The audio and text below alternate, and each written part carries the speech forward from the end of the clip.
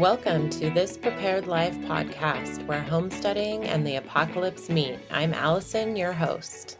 Hello and welcome to This Prepared Life. I am glad you're here. I wanted to let you know about a couple exciting things that are happening. So I am part of a collaboration of 7 women who prep that all have accounts on Instagram for National Preparedness Month. And we are asking others to use the hashtag in their posts on Instagram, Women Who Prep. So many women are over there using this hashtag and just sharing great ideas and tips and skills that they're learning or have learned. And I invite you to join us over there. There are 7 collaborators total. We are just having a lot of fun with Women Who Prep for National Preparedness Month. So please join us. This week on September 13th, which was Monday, I was on the Prepper Broadcasting Network, and you can find them on any podcast reader or go to their website at prepperbroadcastingnetwork.com. You can listen to the podcast episode I did there with James, and that was a lot of fun. We talked about the collaboration. We just talked a lot about women who prep in general and a bunch of other stuff. So check that out. It was a lot of fun. So today's topic is kind of a big one, and it is something that just kind of keeps coming up in different areas and different conversations with some of the other collaborators for Women Who Prep. It came up in the conversation over on Prepper Broadcasting Network, just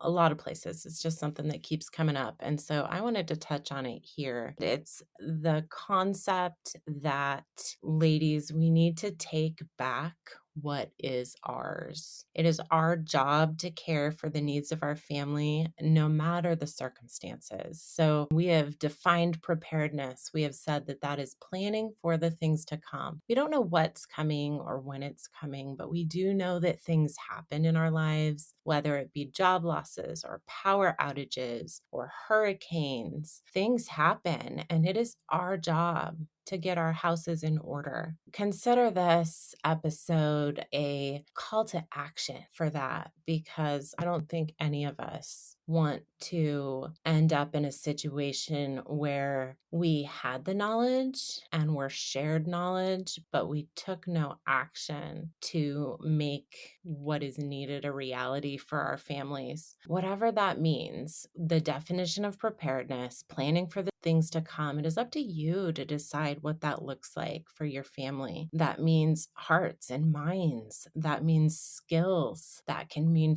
food storage. That can mean so many different things. And you alone get to make that decision. Over time, as women, and women specifically as a community, we have lost skills that are so important to keeping our house in order. I think it's time that we get back to that we teach these things to our children, that we teach these things to the next generation, or we're going to hit a point where no one knows what these things are, and we are completely dependent upon a system. So what used to be normal, what our grandmothers did and our great grandmothers did, and the way that they lived, these are the skills that we need to be working on in our preparedness journey. Nowadays, when we talk about prepping, or we talk about homesteading, or we talk about, I'm air quoting, old-fashioned skills, we tend to justify them. We put disclaimers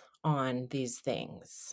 And we need to stop that. We need to stop justifying why we're doing something and just do it, because we never know when our just doing something is going to encourage or motivate someone else to also do that thing. We need to encourage ourselves, the other women in our lives, and our children that there is another way to live, that it's okay to go against the grain. It's okay to go against what culture tells us is normal. It's okay to go against what society tells us is okay. We need to remove the stigma associated with being a prepper. Preppers are not crazy. We love our families, and we are doing what we can to prepare for our families. And that is honorable, and that is good. I think if anything, 2020 showed us that our systems, the systems in this country, are fragile and that we cannot depend on them. It's time to remove yourself from that system in whatever ways you are able to.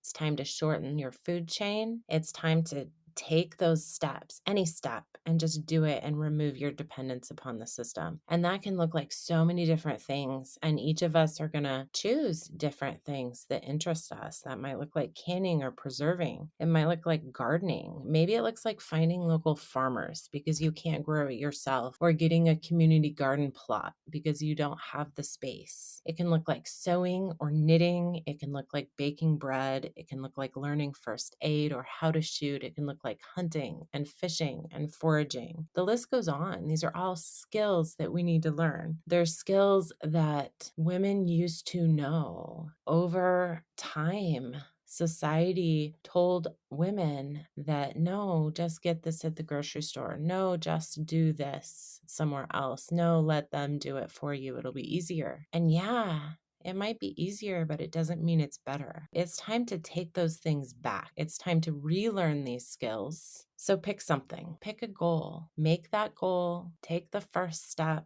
make your plan, and then take another step and another step and another step. How we change the world is not always in the ways we think of. It does not always mean protests and wars and revolution. Sometimes revolution isn't loud. Sometimes it's us as wives, as mothers and grandmothers, teaching our children that there's another way. Sometimes it's us as older women teaching younger women that there is another way. Sometimes it's younger women who already figured out that there's another way, teaching an older woman that there is another way. But we need to get back to a place of community, back to a place of sharing knowledge and education, back to a place of sharing skills, back to canning circles and quilting circles, whatever that may look like in today's day and age. I mean, it's not going to look like what it did back then, but the benefits of that are still the same. The community that we can have with one another is still the same. The knowledge that we can learn from one another is still the same. We need to embrace that